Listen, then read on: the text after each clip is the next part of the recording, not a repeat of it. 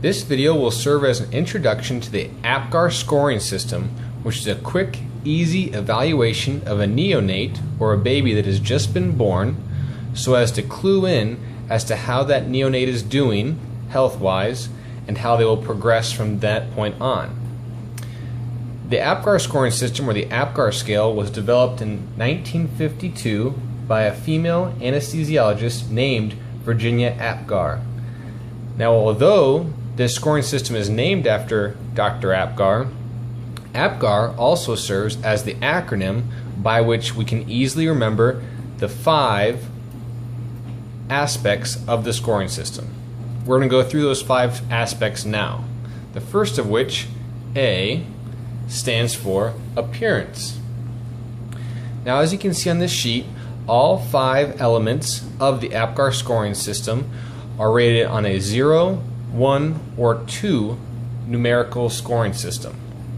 The 2 is the best on each element, and the 0 will be the score that has the worst prognosis.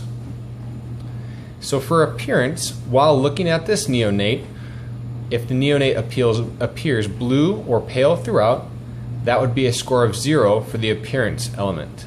Acrocyanosis, which is where the neonate has pink centrally or on their trunk and head, but blue peripherally on the 4 extremities, so on their hands and feet they're blue, but on their trunk they're pink, that's called acrocyanosis, and that's awarded a score of 1.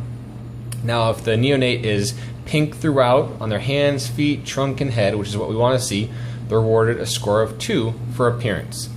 The next element on the APGAR scoring system starts with a P, like the second letter in APGAR, and that's about the pulse or heart rate of the neonate.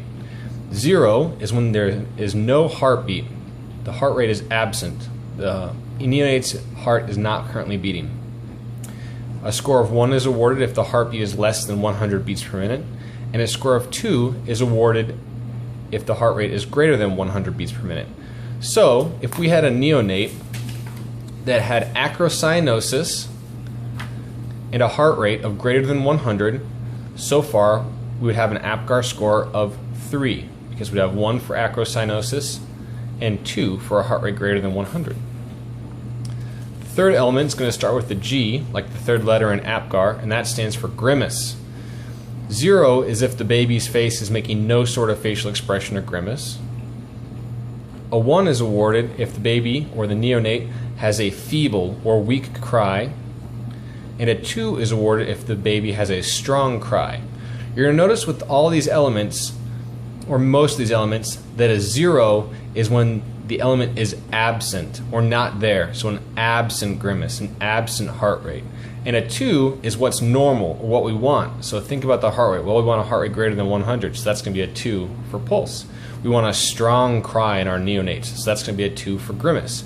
So one easy way to remember what is scored as a 0, 1, or 2 for each of these elements is that a 0 is going to be absent, a 2 is going to be normal, or what we want, and a 1 is going to be somewhere in the middle.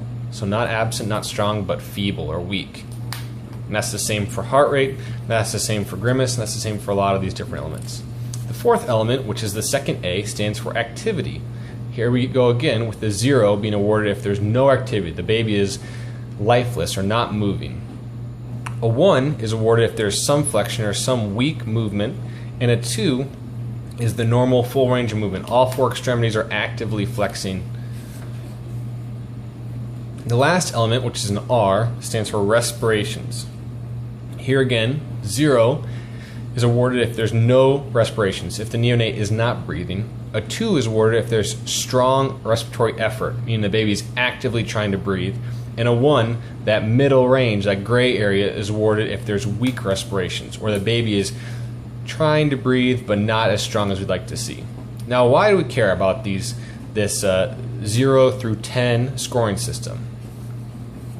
Well, because when you have a neonate who's just been born, we've learned over the years since 1952 that it's important to take APGAR scores at 1 minute and 5 minutes after birth, and we can then take it later on as needed. So some obstetricians will take it at 15 minutes, some at 30, especially if these first 2 scores haven't been that great. We'll take it again at different intervals to see how the baby is progressing after being out of the uterus. That first 1 minute interval, it's more of a clue. And what we like to see is the high numbers. So 7 through 8, 9, 10. If we see those numbers here, everyone in the room kind of breathes easily and kind of relaxes. We know that the baby's kind of out of the woods and is going to do well. The 5 minute interval is really the one that kind of dictates whether there's going to be permanent damage to this baby because it hasn't evolved well to an out of utero experience. And so what we're looking for at this 5 minute is kind of like we said, those high numbers, greater than 7. That's normal, that's healthy, and we're looking good there. If you start to see less than 3, that's where you start thinking about cerebral palsy and neurological damage, that baby's not getting enough oxygen into its tissues, and you really start to worry. You're going to need immediate critical care, immediate NICU care. And in between that 3 and that 7 is that gray area. 4 through 6, you're going to need care. You're going to need, that baby's going to need attention, but it's not necessarily, doesn't necessarily mean that they're going to have permanent neurological damage. And this is, if you had that 4 through 6, that's where you're going to take sequential APGAR scores at 15 and 30 minutes to see how, after your immediate attention, how that baby is progressing. So again, you have your 5 elements, each 0 through 2, add up their scores at 1 minute, 5 minutes, and again as needed to give you a 0 through 10 score. You want to see a score, you love those 8s, 9s, and 10s. Some obstetricians, some pediatricians will tell you never give a score of 10. You can always find something wrong or something that could be better with the baby, and that it's bad luck to award a 10. I'm of a different opinion and love to see anything above a 7, especially a 9 or a 10. And that is an introduction to the APGAR scoring system.